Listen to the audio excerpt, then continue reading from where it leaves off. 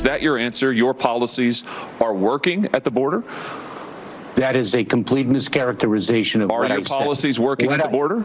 What I have said before, and I repeat now. Answer my question. Are your policies working at the border, Mr. Secretary? Yes or no? Are they working? We have a plan. We are executing the plan. The plan takes time to execute. What makes the plan more challenging is, number one, COVID. COVID was at its height a year ago, Mr. Secretary, and with all due respect, we saw none of these numbers a year ago. This crisis has occurred under your tenure. This is a crisis that you have engineered with your policies. That was Senator Josh Hawley making an important point to Homeland Security Secretary Alejandro Mayorkas. This is engineered by the Democrats. What they're doing at the border is purposeful. Now, look no further than what we learned from Axios tonight. 50,000 illegal immigrants have been released into the country without a court date and told to report to an ICE office instead. Well, just 13% have showed up so far. Senator Hawley joins me now. Senator, now, they won't come out and say it, but you can't convince me that this isn't what the Democrats want, a massive influx of humanity into the United States.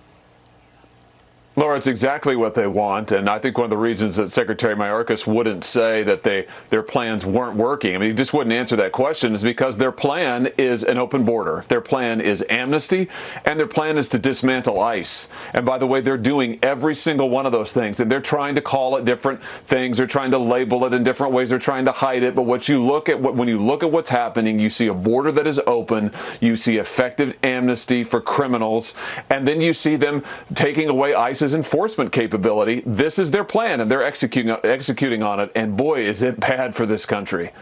Now, Iowa Governor Kim Reynolds today suggested that some of these aliens are partially to blame for rising COVID-19 cases, saying part of the problem is the southern border is open. We've got 88 countries that are coming across the border. They don't have vaccines, so none of them are vaccinated, and they're getting dispersed throughout the country.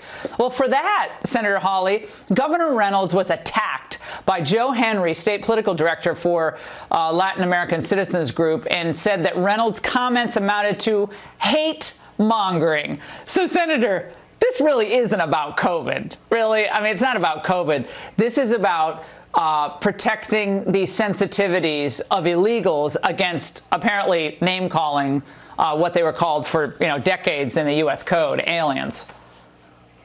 You know, it's amazing, too, at a time when we've got the CDC today reversing their guidance on masks and now saying that even vaccinated people have to wear masks indoors.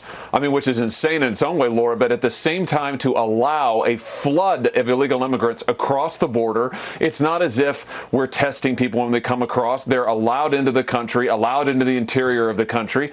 And the Biden administration just doesn't care. I mean, on the one hand, they say, oh, it's a public health crisis. On the other hand, they're doing nothing at the border to try to stem it. So this is part of their plan, Laura. I mean, the truth is they want an open border, and that's what they're getting.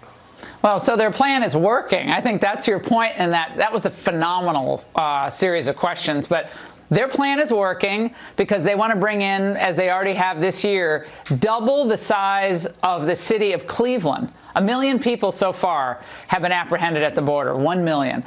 There's some good news, Senator. I got to get to this. This is fresh polling from the NRCC saying 7 out of 10 voters in battleground districts express high levels of concern about rising prices and the higher cost of living. Further, voters in these battleground districts trust Republicans over Democrats in Congress to deal with crime and public safety. Independents and Hispanics, Senator, also disapproving of Biden's handling of the border crisis by a staggering 23 percentage points. This is terrible news for the Democrats, and maybe there's a silver lining here, at least for next year's midterm. Senator, your thoughts? Well, it's just reality. And what you see is Joe Biden totally out of touch with reality. I mean, the American people don't want an open border. The American people don't want this crime wave that he is allowing to crash all over the country. The American people don't want runaway inflation, yet he is allowing and pushing forward all of these things. And when it comes to the border, Laura, you look at the chaos there. You look at the violence. You look at the drugs that are coming across. I mean, it's insane. And the American people don't want it. And I think what they're trying to send Joe Biden a message. He's not listening. Senator, finally, today you filed, I know, an amicus brief at the Supreme Court and it states in part, this status quo is untenable. Roe and Casey should be overruled. The question of abortion legislation should be returned to the states. Senator, given some wobbly members of the Supreme Court, they're very averse to rocking the boat, especially with this court commission bubbling over with potential court packing in the offing. Do you really think that this court is going to want to overturn Roe versus Wade at this point? Well, I sure hope that they will. I mean, that's a decision that I think is a historically unjust decision, Laura, one of the worst decisions in American history. 62 million innocent unborn babies have lost their lives since Roe. And listen, the state of Mississippi, who's the lead plaintiff, in this case petitioner, has asked the court to overturn Roe. That was the right thing to do, to ask them.